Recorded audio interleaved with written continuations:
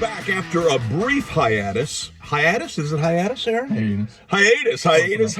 You say tomato, I say tomato. We're in the driver's seat with a new gentleman, a younger gentleman, Aaron Hoffman over here at Volvo Infiniti of Palm Springs. Welcome, Aaron. Thank you, Brent. How are you, sir? I'm doing good. Good, you are doing good. It was a pleasure to meet you that first day you walked in here, and you've been here now about, what, 2 months? Somewhere between 3 and 4. Are you kidding me? My gosh. Yeah.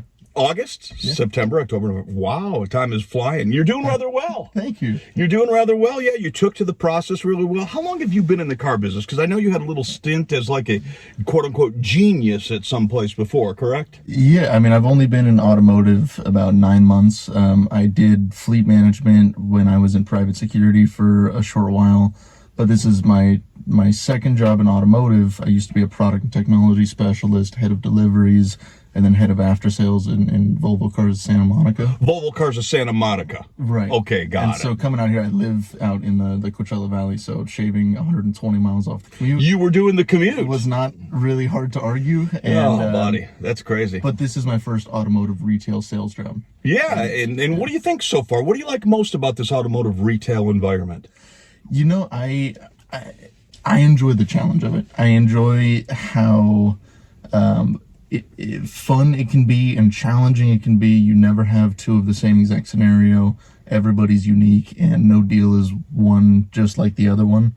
And so getting to kind of wrap your mind around different scenarios and get creative with your structuring and how you interact with people is fun. It's a new skill to practice. Yeah, well, I like how you approach it as a challenge because, yeah, you do have to adjust your, I'm going to use a big word here, explanatory style when you're working with different temperaments of people, you know. Some people are over communicators, and you're a communicator.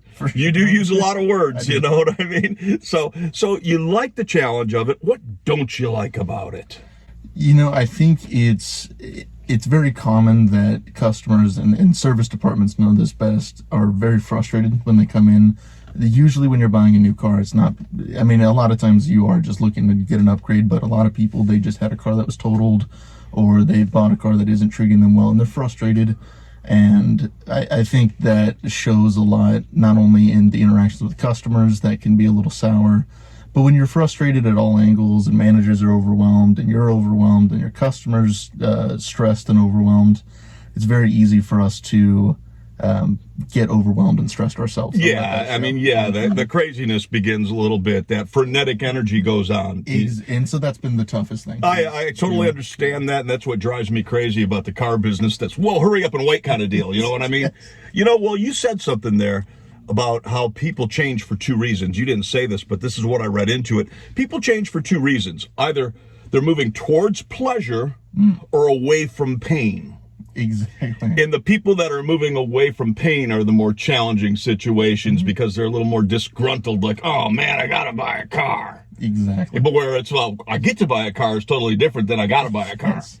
Both are enjoyable, but for different reasons. Both are enjoyable, but for different reasons. How have you adapted to the sales process? You do pretty well with it. The sales process has been a complete 180. I had to learn it from the ground up. I've never done automotive retail sales.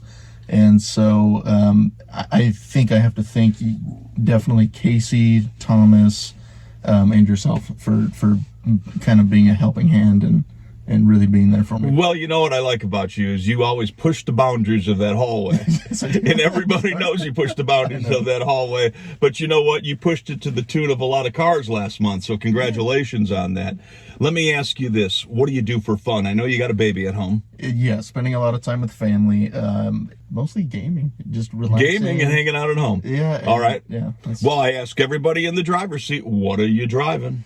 We keep a couple different cars. We never like to buy the same manufacturer twice in a row. And so we have a Volvo C40, a Tesla Model Y, a Hyundai Kona, and a Honda, and a couple of. You have 4 vehicles? We got tenants and a wife and family members come in and out. And yeah. But there's only 2 of you in the household. 3. 3 of you? Minimum, usually 4 on most days. Okay, gotcha. Wow, you got a full house there. A lot of bodies. Well, no wonder you got to sell a whole bunch of cars. That's Aaron Hoffman, Volvo Infiniti Palm Springs. Next time you're out there, stop by, say hello. Say goodbye. Thank you very much. Take care. Bye-bye.